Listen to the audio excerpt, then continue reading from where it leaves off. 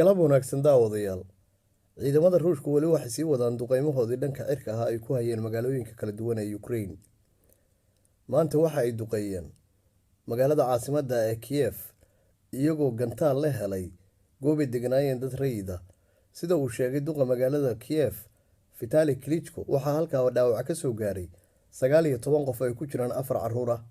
Sidoo kale waxa uu duqu sheegay inay Ruushku horey u gubeen iskool iyo meel lagu xanaaneeyo carruurta.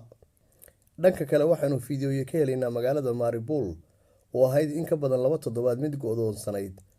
Markana waxaa muuqaal ka soo qaaday wariyayaal reer galbeed ah. Waxaana dareemaysaa sida ay magaaladu u baaba'day. Magaaladan ayaa waxaa in dhoweydba ka go'naa korontada, biyaha iyo kululeeyaha. Waxaana la sheegay dadka halka ku nool inay biyo ahaan u cabayaan barafka oo ay kululeynayaan.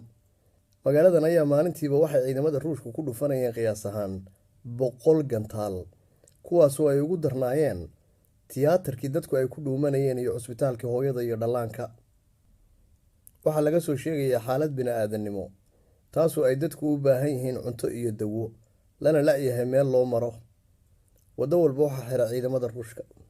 Sidoo kale ciidamada Ruushku maanta waxay duqeymo ku qaadeen magaalada Lviv oo ku taalla galbeedka dalka, horena loogu arkayay inay noqonayso magaalo muddo ammaan ah, taasoo aan rumoobin. Maalmihii la soo dhaafayna waxay ku hayeen duqeyn joogto ah. Maantana waxa ay gubeen warshad lagu dayactiri jiray diyaaradaha.